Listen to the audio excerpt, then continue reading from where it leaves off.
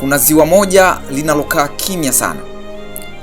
Halina kelele za mawimbi makubwa, halina mto unaoonekana kuingia wala kutoka, lakini kamwe halikauki. Ziwa hili ni ziwa ambalo maji yake hubadilika rangi bila onyo.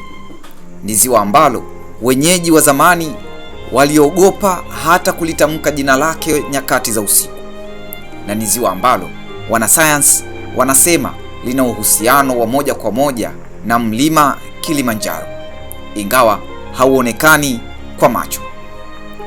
Hili ndio ziwa Chala, na huu ndio ukweli wake wa kutisha uliofichwa kwa maelfu ya miaka. Karibu The Storyside.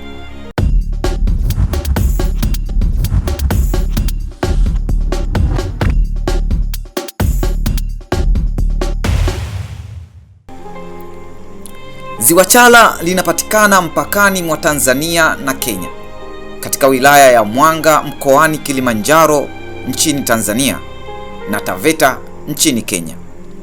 Eneo hili limejaa mchanganyiko wa miundo ya ardhi, misitu na mandhari ya milima, huku ziwa likijificha kwa hofu ya kupita kiasi kutoka kwa macho ya watalii. Ukitembea karibu na ziwa utagundua kuwa kreta ya volkano inazunguka ziwa kutoka pande zote, ikiwa na kuta za miamba mirefu ambazo huonekana kama uzio wa asili unaoshikilia maji. Kila upande wa ziwa una mandhari tofauti. Upande mmoja ni misitu minene yenye miti ya kale, huku upande mwingine ni miamba yenye maumbo ya kushangaza iliyosalia kutoka kwa mchakato wa kale wa ardhi. Hali ya hewa karibu na ziwa ni ya kipekee. Mara nyingi kuna ukimya mzito, mvua ndogo inapoanguka, na mvuto wa maji unaonekana kukivutia kila kitu cha karibu. Kutazama ziwa kutoka mbali ni kama kutazama dirisha la siri. Ukipanda juu kidogo ya ukingo wa kreta, unaweza kuona uso wa maji ukiangaza rangi ya buluu ama kijani kwa wakati mmoja, rangi zinazobadilika kulingana na jua na wimbi la upepo. Eneo la ziwa linaishi kwa mwendo wa utulivu. Ukisogea karibu, utasikia kimya cha kushangaza. Hakuna sauti kubwa ya mawimbi, hakuna wimbi la kawaida la mito, ila kuna sauti ndogo za upepo unaposogea juu ya maji na wanyama walioko karibu. Hali hii yote huongeza hisia ya ufahamu wa hatari na hofu kidogo. Unajua kuwa ziwa hili linaficha siri kubwa, na kila hatua karibu nalo inaashiria mchoro wa nguvu za asili ambazo binadamu hawezi kudhibiti. Miaka mamia ya maelfu iliyopita, eneo lililokuwa sasa ni ziwa Chala halikuwahi kuwa ziwa. Badala yake lilikuwa mlima mkubwa wa volkano ulioinuka kwa fahari, ukiashiria nguvu ya ardhi. Mlima huu, licha ya ukubwa wake, ulikuwa ukijipumzisha taratibu, ukiachilia chini ya uso wake shinikizo la magma lililojaa ndani ya kreta ya volkano. Hii ilikuwa ni miaka 250,000 iliyopita. Hali ya eneo la Chala wakati huo lilikuwa ya ajabu na hatari kwa binadamu wa kale. Ardhi ilianza kudhoofika taratibu, na nyufa ndogo zikionekana katika mwinuko wa miamba. Tetemeko ndogo lilianza kushuhudiwa mara kwa mara, likionyesha nguvu kubwa zilizojificha chini ya uso. Kisha siku moja, hakika ilitokea. Mlima ulilipuka kwa ghafla. Mlipuko huu haukuwa wa kawaida. Uliunda kreta kubwa yenye kina kisichoonekana kutoka juu, kuta za miamba zikijipinda kwa nguvu, ardhi ikitoweka sehemu hii, na moshi wa volkano ukijaa anga. Hapo ndipo shimo la kwanza la ziwa Chala lilijitokeza, likiwa bado limebeba wazi na kuta za volkano zikizunguka eneo hili lililojaa hatari na nguvu za asili. Siku nyingi zilibakia kimya, ardhi ikipumzika baada ya mlipuko. Lakini kila alama, kila nyufa na kila kuta ya kreta ilieleza kwa nguvu kwamba hapa palikuwa na historia kubwa ya kijiolojia palipochimbwa na moto na maji ya ardhi. Na hivyo eneo lililokuwa mlima mkubwa wa volkano sasa lilikuwa kreta kubwa, kuunda ziwa ambalo bado linashangaza wanasayansi na kuvutia wenyeji kwa hofu na heshima. Kabla ya maji kuingia, wananchi wa kale walilisema eneo hili ni Chala, shimo kubwa lisilo na mwisho.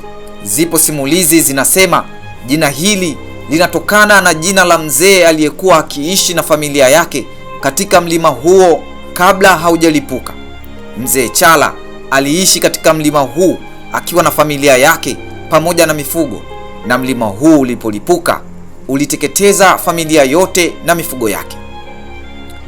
Ziwa Chala, licha ya kimya chake kikali na hofu inayopatikana ukilikaribia, ni nguvu ya ajabu na ya asili. Ukiliona kutoka juu linaonekana dogo tu, kama kidokezo kidogo cha maji kati ya miamba mirefu, lakini ukichukua muda wa kuzingatia utaelewa kuwa hakika linaficha kitu kikubwa zaidi ya macho yanavyoweza kuona. Kipenyo chake ni takriban kilomita 3, kikisaidia kuunda uso mkubwa wa maji usio na mwisho unaoonekana kutoka pembe yoyote.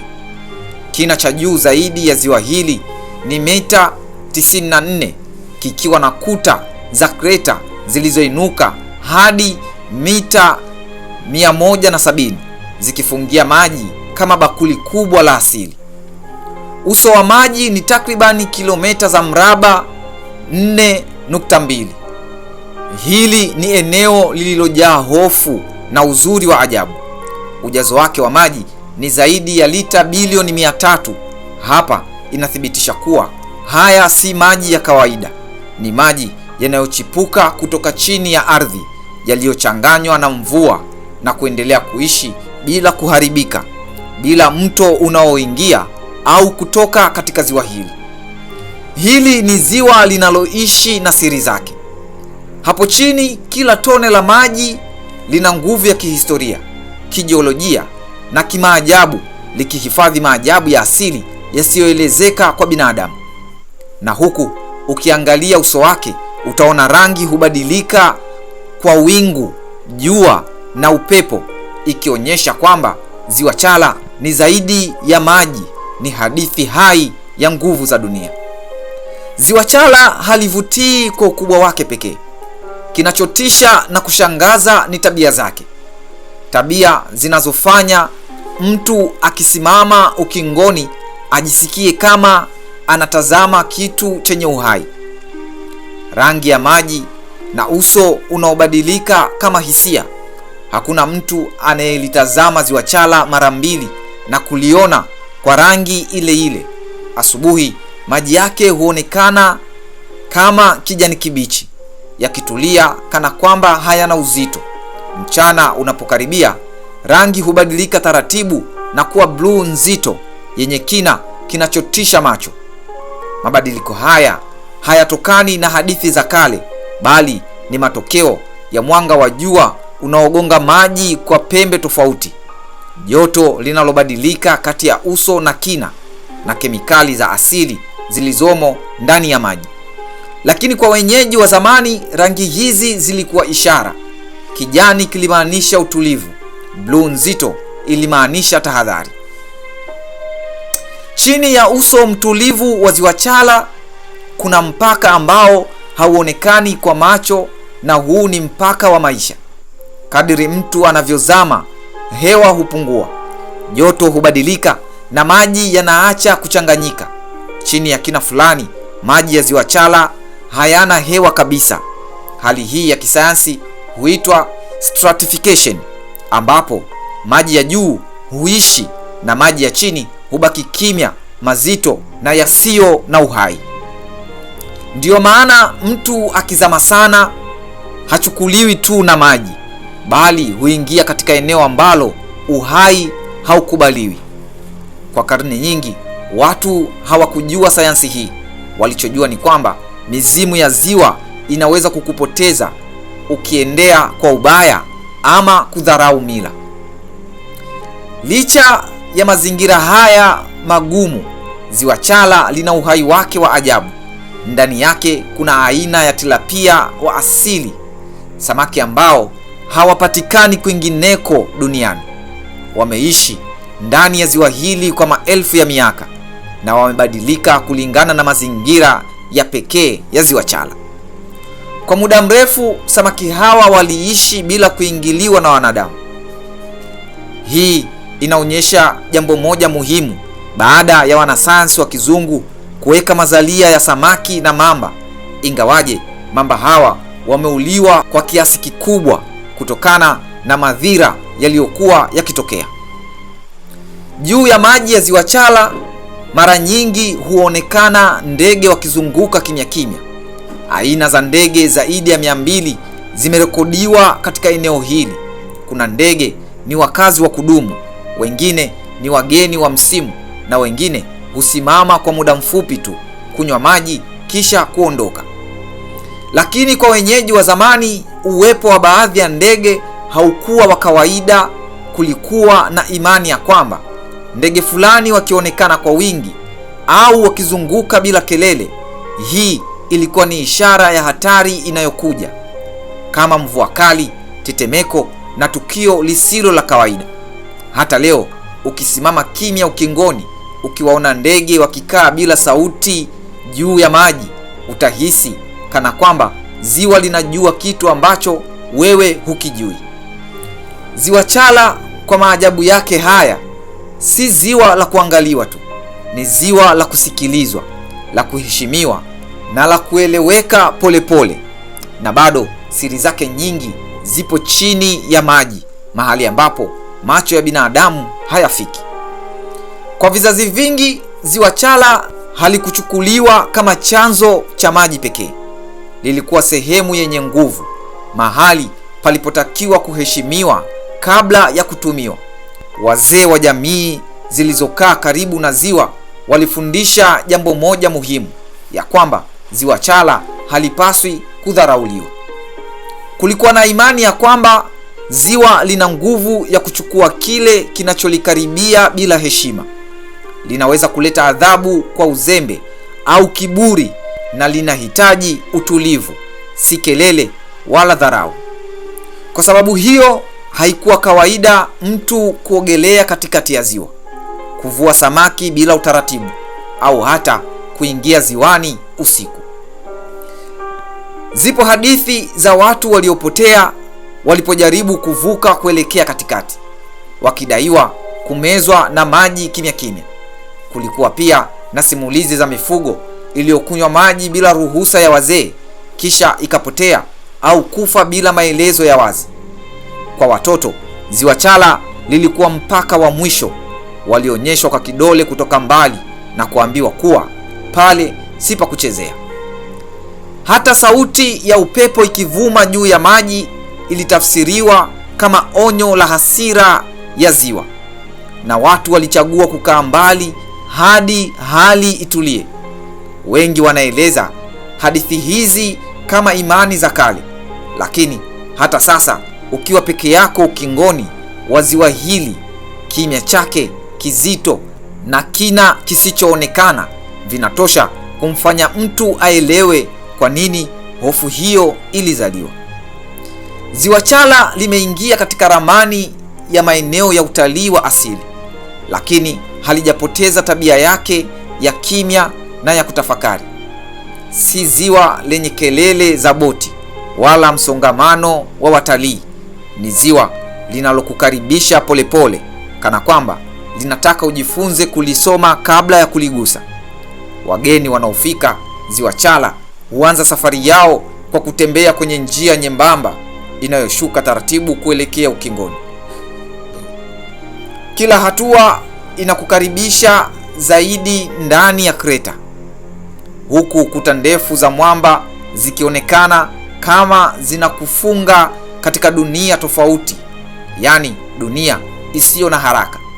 Pembeni mwa ziwa kuna maeneo ya kupumzika, kupiga kambi na kutazama mandhari.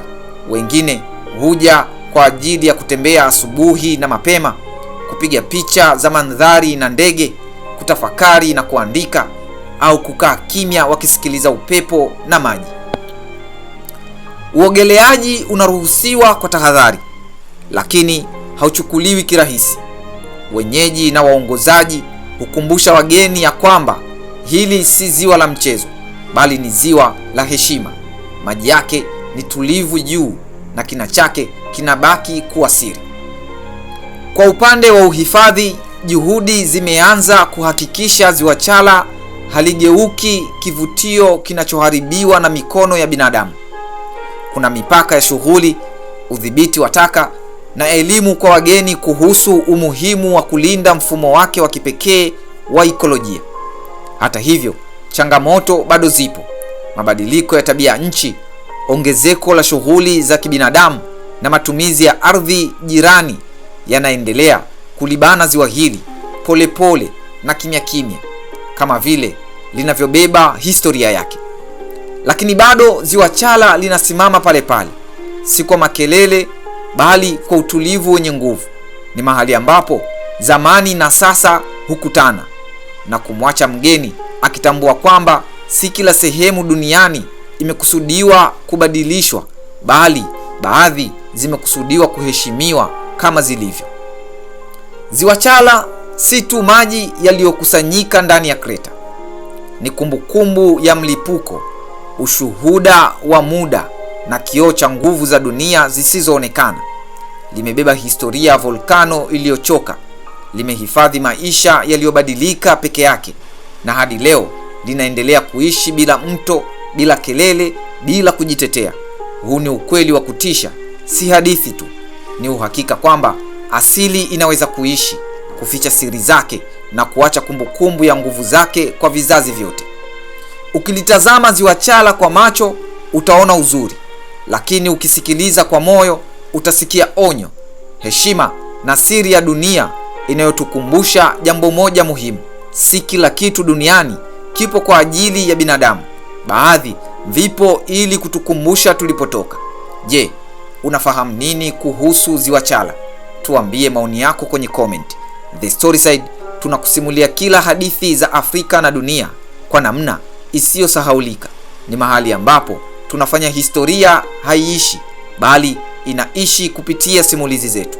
Usisahau kusubscribe, kulike na kushare simulizi hii kwa wengine. Tuonane kwenye simulizi inayofuata hapa The Storyside.